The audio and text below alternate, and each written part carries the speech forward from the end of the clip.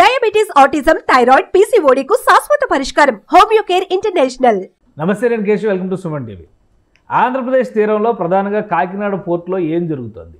అక్రమ రవాణాకి సిద్ధమైనటువంటి బియ్యం పట్టుకున్న క్షణం నుంచి ఒక హైడ్రామా నెలకొంది. కాకినాడ పోర్టుని అనూహ్యంగా డిప్యూటీ సీఎం పవన్ కళ్యాణ్ ఆకస్మిక తనిఖీ చేశారు. అధికారుల నుంచి యంత్రాంగంలో ఉన్నటువంటి కీలకమైనటువంటి బాధ్యతలు నిర్వహిస్తున్న వ్యక్తుల వరకు చాలామంది సహకరించలేదు అనేటువంటి ఆరోపణ కూడా చేశారు. మరోవైపు విపక్షం ప్రధానంగా పవన్ కళ్యాణ్కి సహకరించిన వారిపైన చర్యలు తీసుకోవాలంటూ పవన్ కళ్యాణ్కి మద్దతుగా ట్వీట్లు చేయడం ఇప్పుడు ఆసక్తికరంగా మారింది. ఓవరాల్గా అసలు ఈ సిచ్యుయేషన్ ద్వారా పవన్ కళ్యాణ్ ఏం చెప్పాలనుకున్నారు, ఏం సాధించారు, ఈ అంశాలను విశ్లేషించేటువంటి ప్రయత్నం చేద్దాం. మనతో పాటు చంద్ర శ్రీనివాస్ గారు పొలిటికల్ అనలిస్ట్ ఉన్నారు. చంద్ర శ్రీనివాస్ గారు నమస్కారం. నమస్కారం కేశవ్. పవన్ కళ్యాణ్ గారు అక్కడికి వెళ్ళడమే ఒక రకంగా సంచలనం అనిపించింది. ఎందుకంటే ఆయన నేరుగా ఒక చిన్న బోట్లో ఆ షిప్ దాకా వెళ్ళి మొత్తం తనిఖీ చేయడం ఇదంతా ఒక ఎత్తు అయితే, విపక్షం ఒక రకమైన ఆరోపణ చేస్తుంది. పవన్ కళ్యాణ్ అసలు స్పందించిన అధికారులపైన చర్యలు తీసుకోవడం కూడా మొదలుపెట్టారు. ఇప్పుడు అక్కడ ఉన్న పోర్ట్ ఏరియా ఆఫీసర్ ప్రసాద్ అని ఆయన సస్పెన్షన్లో పెట్టమని కూడా ఆర్డర్స్ ఏవో ఇచ్చారని చెప్పని ఒక ఇన్ఫర్మేషన్ వస్తుంది. అసలు ఏం జరిగింది? ఎందుకు కాకినాడ పోర్టు కేంద్రంగా రాజకీయం ఇంత పెద్ద ఎత్తున నడుస్తుంది? దేశ రక్షణకి ఆర్మీ, నేవీ, ఎయిర్ ఫోర్స్ చాలా కీలకం సార్. ఇప్పుడు కోస్టల్ గార్డ్స్ చాలా సముద్ర తీర ప్రాంతాలు కాపాడాల్సిన బాధ్యత వాళ్ళది. కేవలం 16 మంది సిబ్బంది. ఆ కేంద్రంగా దశాబ్దాల తరబడి అక్రమంగా స్మగ్లర్స్ రెచ్చిపోతున్నారు. బంగ్లాదేశ్, మిగతా కంట్రీస్కి, ఆఫ్రికా కంట్రీస్కి బియ్యం వెళ్తున్నాయి అని చెప్పేసి ఆయన వరాహయాత్రలో చెప్పాడు. జరుగుతుందని దశాబ్దాల తరబడి ఏ పార్టీ చెప్పాలో పవన్ కళ్యాణ్ గారు చెప్పారు. చెప్పిన తర్వాత ఈ 5 మాసాల్లో మీరు చెప్పినట్టు 55,000 మెట్రిక్ టన్నులు మనం కూడా చేసాం. ఇప్పుడు వరకు 60,000 మెట్రిక్ టన్నులని సీజ్ చేశారు. ఇకపోతే నిన్న స్టెల్లా షిప్లో కూడా దొరికింది.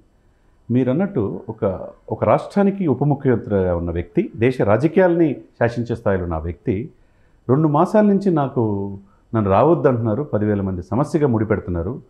నా దేశాన్ని నేను రక్షించుకోవద్దా, కసబ్బుల్ని తయారు చేయాలా అని ప్రశ్నిస్తున్నాడంటే, సముద్రంలో చివరికి ఆ పోర్టు అధికారి కూడా సముద్రం కొద్దిగా ఇదిగా ఉంది సార్, మీరు పోవటానికి వీలు లేదన్నాడంటే 9 నాటికల్ మైల్స్ సముద్రంలో వెళ్ళి మన దేశం నుంచి పేదవాడికి ఇవ్వాల్సిన బియ్యాన్ని అక్రమంగా సరళిస్తుంటే పట్టుకోవడం అంటే మనం కేశవ్ గారు ఇంతకుముందు ఏ రాజకీయ నాయకుడైనా మనం చూసామండి.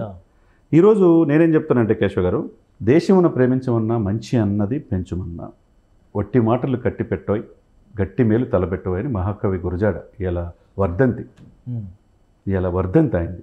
ఈ దేశాన్ని ప్రేమిస్తే మనం దేశం బాగుంటే మనం బాగుంటాం. ఈ దేశ సంరక్షణకు సముద్ర తీర ప్రాంతం 974 కిలోమీటర్లు గుజరాత్ తర్వాత తీర ప్రాంతం ఉండి, ఆ తీర ప్రాంతంలో ఇట్లాంటి అక్రమార్కులు, స్మగ్లర్లు యథేచ్ఛగా దశాబ్దాల తరబడి చేసుకుంటూ వెళ్తూ ఉంటే, ఒకడు వచ్చాడు అన్నట్టు ఆ పవన్ కళ్యాణ్ వచ్చినప్పుడు ఆయన అడిగే హక్కు ఆయనకి లేదా? 164 సీట్లు ఇచ్చి ఈ కూటమి అధికారులు తీసుకొచ్చిన కీలకమైన వ్యక్తి నేను రావద్దు అంటున్నారంటే, చివరికి అక్కడున్న ఎమ్మెల్యేని కూడా, అంటే వాతావరణం బాగాలేదు అనేది నిన్నటి వరకు చూసాం కదా. సముద్ర ఫెంగల్ తుఫాన్ ఉంది, విశాఖ తీరానికి చేరుతుంది, దానివల్ల చెప్పుకున్నారని అనుకో. అదే సమయంలో మిగతా పడవల నుంచి యథేచ్ఛగా ఆ షిప్లోకి షిఫ్ట్ చేస్తున్నారుగా. అది కూడా ఆయన సెల్ఫీ తీసాడు కదా. ఆయనేం అమాయకుడు కాదు, అక్కడ ఉన్న వ్యక్తి. సీజ్ చేయమని చెప్పి అన్నాడంటే, సిద్ధప్ప షిప్ని సీజ్ చేయప్ప అన్నట్టు చేయండి, అవసరమైతే సెంట్రల్తో నేను మాట్లాడుతున్నానంటే ఎంత ఎవిడెన్స్ లేకపోతే మాట్లాడతారు. విక్రాంత్ పటేల్ ఐపీఎస్ ఆఫీసర్ ఏమయ్యాడు? పోర్టు అధికారులు ఏం చేస్తున్నారు? యథేచ్ఛగా రోజు 1000 నుంచి 1200 లారీలు అక్రమంగా వెళ్తుంటే ఎవరు వీరభద్రారెడ్డి, ఎవరు వినోద్ అగర్వాల్, ఎవరు ఈ కంపెనీస్? చిత్ర అగ్రి ఎక్స్పోర్ట్స్ అంట, మానస క్వాలిటీస్ ఎంటర్ప్రైజ్ అంట. చిత్ర ఎక్స్పోర్ట్స్ ఎవరిది? చిత్ర అగ్రి ఎక్స్పోర్ట్స్ ఈ వినోద్ అగర్వాల్ అని, ఇతను ఇంటర్నేషనల్ స్మగ్లర్. వీళ్ళ బ్రదర్ది ఒక కంపెనీ ఉంది, దీంట్లో సరళే ఫ్రూట్స్ అని ఉంది, తర్వాత ఓం ఆగ్రో ఉంది, సీతారాం ఉంది, తర్వాత పట్టాభి ఆగ్రో ఉంది. ఇవన్నీ ఏంటి సార్? మానస క్వాలిటీస్ అగ్రో ఎవరిది? వీరభద్రారెడ్డి, ద్వారంపూడి చంద్రశేఖర్ రెడ్డి ఓన్ బ్రదర్ది. వాళ్ళ ఇంట్లో 3 civil supply rice millers association అధ్యక్షుడు, సివిల్ సప్లై అధ్యక్షుడు ఎవరు? వాళ్ళ నాన్నగారు. పోర్టులన్నీ నిర్వహించి వీరభద్రారెడ్డి. దీనంతా పోర్టులు ఇవన్నీ కూడా ప్రభుత్వానికి సంబంధించినటువంటి ఆస్తులు, కొన్ని చోట్ల ప్రైవేట్ భాగస్వామ్యాలు. అసలు కాకినాడ పోర్టు ముఖ చిత్రం ఏంటి? ఎందుకు ఇప్పుడు కూటమి ప్రభుత్వం అధికారంలో ఉన్నారంటేనే ఎంతో కొంత భయం అనేది కనిపించాలి. కానీ 5 నెలలు గడిచిపోయినా కానీ ఇంత యథేచ్ఛగా జరుగుతుందంటే కాకినాడ పోర్టు పైన రాష్ట్ర ప్రభుత్వానికి కానీ, కేంద్ర ప్రభుత్వానికి కానీ, అధికార యంత్రాంగానికి కానీ అసలు వాళ్ళ కంట్రోల్ లేదా? అంటే కంట్రోల్ లోపించిందనే కదా. ఒకప్పుడు పోర్టు ఎవరిది? కేవీ రావు గారిది. గత వైసీపీలో 2019 అధికారంలో వచ్చిన తర్వాత 2020లో ఆయన కత్తి పెట్టి ఆయన్ని బలవంతంగా రాపించుకున్నారనేది ఒక ఆరోపణ. ఈ అరవిందో CEO ప్రవీణ్ ఆదిత్య అనే వ్యక్తి ఉన్నాడు.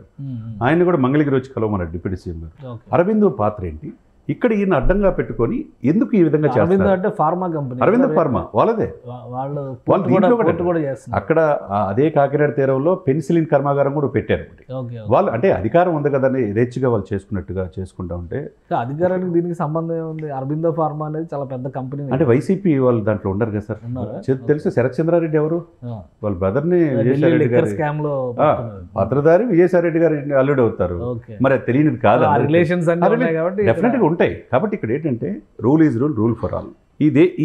ఆయన ఏమన్నాడు, కన్సల్ట్ ఎమ్మెల్యేని కూడా, సార్ మీరు కొండబాబు గారు మనం ఏం చెప్తాం ప్రజలకి, మనకు ఓటేసి గెలిపించారు, మనం ఇటువంటి అక్రమార్కుల్ని కట్టడేయాల్సింది పోయి చూసి చూడనట్టుంటే ఎట్లా అన్నాడు. సొంత పార్టీని కూడా ప్రశ్నించాడు. కొండబాబు గారిని తిట్టారు అని చెప్పని తిట్టడం కాదు అక్కడ, ఆయన కూడా అనలా, ఇది వాస్తవం జరుగుతుంది, ఇక్కడ యథేచ్ఛగా జరుగుతుంది, ఇది ఇప్పుడు నుంచిగా జరుగుతుంది, దీంట్లో అందరూ ఉన్నారు, పాత్రదారులు అందరూ ఉన్నారు, వీళ్ళని వేలునుకుపోయింది. ప్రతి ఒక్కరికి ఎవరికి ఇవ్వాల్సింది వాళ్ళకి ఇచ్చేస్తే అంతకుముందు కొడాలి నాని ఏం చేశాడు, కారుమూరు ఏం చేశాడు, సివిల్ సప్లై శాఖ ఎంత అవినీతి ఎందుకు పేరుపోయిందంటే ఏం సమాధానం చెప్పాలా? కారుమూరు నాగేశ్వరరావు గారు నేను ఒక ప్రెస్ మీట్ పెట్టాను. ఆయన చాలా క్లియర్గా ఏం చెప్తున్నాడంటే ధాన్యం కొనుగోలు విషయంలో కూటమి ప్రభుత్వం విఫలమైంది.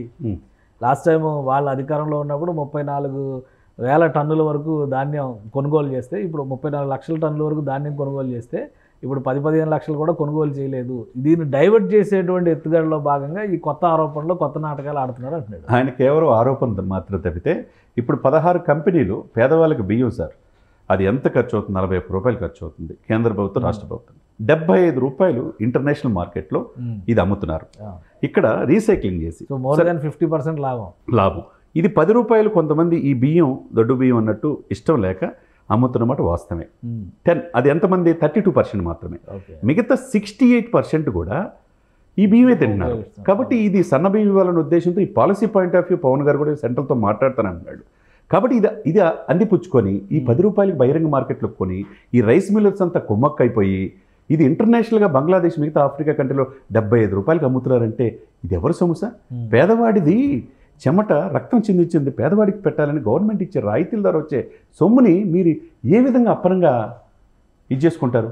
సరే, ఆయన ఒక ప్రశ్న ఇచ్చాడు సార్ పవన్ కళ్యాణ్ గారు. ఈ రోజున దేశ రాజకీయాల్లో మనం ఎన్నో సంవత్సరాల నుంచి చూస్తున్నాం, ఏ నాయకుడైనా డైరెక్ట్గా వెళ్ళి మనం సినిమాలో చూస్తుంటాం తప్పితే, సినిమాలో షిప్పులు స్వాధీనం చేసుకున్నట్టు ఫైట్ చేస్తుంటారు కదా తప్పితే, నిజంగా ఆయన సినిమాలో చూసో వైసీపీ వాళ్ళు అదే అంటారు, సినిమా షూటింగ్ లేకపోవడంతో పవన్ కళ్యాణ్ గారు అక్కడికి వెళ్ళి హడావుడి చేస్తున్నారు అంటారు. సార్, ఎవరికి షూటింగ్ ఉంది, ఎవరికి లేదు, ఎవరు దేశ రాజకీయాలు ప్రభావితం చేస్తున్నాడు, ఎవరు 11 మంది ప్రజలు గెలిపించిన 151 స్థానాల నుంచి అసెంబ్లీకి కూడా అడుగు పెడతలేదని జనం మొత్తానికి తెలుసు. వాళ్ళ సీట్లు అది పరిమితం చేశారు, ప్రధాన ప్రతిపక్ష హోదా కూడా లేకుండా చేశారు. ఆయన దేశ రాజకీయాలు శాసించే స్థితిలో ఉన్నారు. అంటే పవన్ గారిని విమర్శించే స్థాయి వాళ్ళకి లేదని అర్థమైంది. ఎందుకంటే మీరు ఇందాక చెప్పినట్టుగా అంబటి రాంబాబు లాంటి వాళ్ళే పవన్ గారు చెప్పింది కరెక్ట్. ఆయనకి సహకరించిన రాష్ట్ర ఉద్యోగుల్ని చర్య తీసుకోమని చంద్రబాబు నాయుడుకి ట్యాగ్ చేశాడు ట్వీట్ ద్వారా. తర్వాత సెంట్రల్ గవర్నమెంట్ ఎంప్లాయీస్ కాబట్టి వాళ్ళని చర్య తీసుకోమని ప్రధానమంత్రి మోదీ గారికి కూడా ఇది చేశాడంటే, ప్రతిపక్షాలలో మాత్రం ప్రశంసలు పొందుతున్నాడంటే దీని ఏమనాలా? అంబటి రాంబాబు అంటే మీరు నోరెచ్చుకొని పడతారని అందరూ అంటారు. అటువంటి వ్యక్తి ఈరోజు పవన్ ప్రశ్నిస్తున్నాడంటే ప్రజల సొమ్ము సార్, పేదల సొమ్ము సార్. ఇప్పుడు సముద్ర తీర ప్రాంతం మనం కసపు లాంటి వాళ్ళు వచ్చి మారణహోమం చేస్తే ఏమైందో తెలుసు అని చెప్పి అంటున్నాడు. రేపు అదే డ్రగ్స్, అదే మారణాయుధాలు వచ్చి మన దేశం విచ్ఛిన్నం చేస్తే మన దేశ భవిష్యత్తు ఏంటి సార్? ఒక్కడు ప్రశ్నించడానికి వచ్చాడు, వచ్చిన దాన్ని సినిమాలు షూటింగ్ అని చెప్పి మీరు ముడిపెడతాం తప్పితే ఈ రోజు రేపు చూడండి చర్యలు తీసుకుంటారా? డెఫినెట్గా. ఎందుకంటే ముఖ్యంగా పోర్టు మీద చాలా ఆరోపణలు వస్తాయి. అవునండి. ఇన్లాండ్స్లో జరిగేటువంటి అవకతవకలు, అక్రమ రవాణాలు ఇవన్నీ ఒక ఎత్తు అయితే, దేశం దాటి వెళ్తున్నాయంటే పోర్టు అథారిటీ సహకారం లేకుండా అయితే వెళ్ళదు. ఇప్పుడు దాని మీద ఎలా చర్యలు తీసుకుంటారు? అది PPP మోడల్ అన్నారు, ప్రైవేట్ భాగస్వామ్యం అన్నారు, నిర్వహణ బాధ్యత అంతా వాళ్ళదే అంటున్నారు. అది మళ్ళీ కేంద్ర ప్రభుత్వానికి కూడా ఇందులో లింక్ ఉంది కొంత. అవును, సో కఠిన చర్యలు తీసుకోవడానికి అవకాశం ఉంది. ఆయన కూడా ఒక మాట అన్నాడు, ఈజ్ ఆన్ డూయింగ్ స్మగ్లింగ్ అన్నాడు. ఈ విధంగా యథేచ్ఛగా తీసుకెళ్తున్నారు అన్నట్టు. అంటే పోర్టు ఉంది కదా అని ప్రైవేట్ పరమని ఇష్టం వచ్చినట్టు చేస్తే కుదరదు సార్. సెంట్రల్ గవర్నమెంట్ దీంట్లో ఆయన కేంద్ర ప్రభుత్వం అమిత్ షా గారు రాస్తా అన్నారు కేంద్ర హోంశాఖకి. అదేవిధంగా CBI ఎంక్వైరీ కనుక ఎంటర్ అయితే దీంట్లో 16 కంపెనీలు భాగస్వామ్యం ఉంది. వీళ్ళు ఏ విధంగా ఏ హక్కుతో ఈ రైస్ని ఇతర దేశాలు సరఫరా చేస్తున్నారు? ఇదే చేస్తున్నారా, ఇంకేమైనా చేస్తున్నారా? ఇది డౌట్ వస్తుంది. ఆపరేషన్స్ ఉండొచ్చు, చేస్తున్నారు. ఇప్పుడు ముద్రా ఎయిర్పోర్ట్ ఉంది ముంబై, ఒకప్పుడు అక్రమార్కులకి ఉగ్రవాదులకి అడ్డాను. ఇప్పుడు మొత్తం కంప్లీట్ ముద్ర గుజరాత్, అదే తర్వాత ముంబై కావచ్చు. ఇప్పుడు మనకిప్పుడు మీరు అన్నట్టుగా సార్ ఈ యొక్క పోర్ట్లు అన్నీ కూడా సెంట్రల్గా కేంద్ర ప్రభుత్వం ఆధీనంలో తీసుకోవాలి. ప్రైవేట్ పరం అవటం వల్ల ఇటువంటి ఇబ్బందులు ఉన్నాయి. ఇటు ఇబ్బందులు తలెత్తడం వల్ల విపరీతమైన వీళ్ళు డబ్బే కాంక్షతో ఇతర దేశాలకి స్మగ్లింగ్ చేసుకుంటా మన సహజ సంపదల్ని ఇతర దేశాలకు తీసుకెళ్ళి వీళ్ళు సంపదన కూడగొట్టుకున్నారు తప్పితే పేదవాడిగానే మిగిలిపోతున్నారు. కాబట్టి మీరు డెఫినెట్గా చర్యలు తీసుకునే అవకాశం ఉంది. మనం డిస్కషన్ కూడా చేసాం 2-3 రోజుల క్రితమే. 5 నెలలు ఈ ప్రభుత్వం వచ్చిన రెడ్ శాండిల్ ఏం చేస్తున్నారు, సివిల్ సప్లై అధికారులు ఏం చేస్తున్నారు, పట్టుకున్నారు అంటారు కానీ రోజు ఎవరి మీద చర్యలు కనబట్టలేదు. కాబట్టి మనం ఎందుకు అంటే ఆయన బాధ కూడా వ్యక్తం చేశాడు. నన్నే స్వయంగా రావద్దు అంటున్నారంటే నేను ఢిల్లీ నుంచి రావడానికి వద్దు అని చెప్పి అంటున్నారంటే ఏ విధంగా ప్రభావితం చేయగల శక్తి వీళ్ళలో ఉందో మనం దాన్ని బట్టి అర్థం చేసుకోవాలి. పవన్ కళ్యాణ్ గారు చెప్పిన దాని ప్రకారం సిబిఐ ఎంక్వైరీకి కానీ సిఐడి ఎంక్వైరీకి కానీ వెళ్ళే అవకాశం ఉందా? డెఫినెట్గా సిబిఐ ఎంటర్ అయ్యే అవకాశం. ఈ దేశ రక్షణకు సంబంధించిన చాలా ఆయన లేవనెత్తిన ప్రశ్నలు అంశాలు దేశ రక్షణకు సంబంధించి నేవల్ కోస్టు, మెరైన్ ఇంజనీరింగు ఇవన్నీ సంబంధించినవి. కాబట్టి మన సముద్ర తీర ప్రాంతాన్ని పరీక్షించుకోవాల్సిన బాధ్యత మనది. కాబట్టి డెఫినెట్గా సెంట్రల్ కేంద్ర నిఘా వర్గాలు దీంట్లో ఎంటర్ అవుతాయి. అన్నీ కూడా విచారించి ఎవరైతే దీనికి సహకరిస్తున్నారో వాళ్ళకి ఆఫీసర్స్ కావచ్చు, రాష్ట్ర ప్రభుత్వ ఉద్యోగులు కావచ్చు, కేంద్ర ప్రభుత్వ ఉద్యోగులు కావచ్చు, అందరూ తిన్నాళ్ళే. దీంట్లో పార్టీలు కూడా అతీతంగా అందరూ తిన్నాళ్ళే. ఎవరున్నా ఎంత పెద్ద తలకాయలన్నా కక్కించాల్సిన బాధ్యత అందరి మీద ఉంది. కాబట్టి ఈ బాధ్యతని పవన్ కళ్యాణ్ గారు ఒక పెద్ద మనసుతో తీసుకున్నారు. పురంధేశ్వర్ గారు కూడా ప్రశంసించారు, పవన్ కళ్యాణ్ గారికి ఎవ్రీ రైట్ ఉంది ఎక్కడికైనా వెళ్ళొచ్చు అని. ఆయన కాకినాడ పిఠాపురం పరిధిలో, కాకినాడ ఎంపీ అయింది. కాకినాడ పరిధిలో 6 నియోజకవర్గాలు ఉంటే పిఠాపురం ఒక నియోజకవర్గం, కాకినాడ రూరల్ ఎమ్మెల్యే పంత నానాజీ. ఇంకా మరి ఆయనకి ఎవరని ప్రశ్నించేది? ఈ కూటమిని అధికారం తెచ్చింది ఆయనే. మరి ఇన్ని హక్కులు ఉన్నప్పుడు ఆయన అక్రమంగా జరుగుతుంటే ఆయన ఏమైనా సొంత వ్యాపారాల కోసం వెళ్ళాడా, షూటింగ్ కోసం వెళ్ళాడా? వీళ్ళు విమర్శించే వాళ్ళు ఎప్పుడు విమర్శిస్తుంటారు సార్. ఆయన విమర్శించే కొద్దీ ఆయన రేంజ్ పెరుగుతూ ఉంది తప్పితే ఏమి తగ్గట్లా. ప్రజల కోసం పరితపిస్తున్నాడు.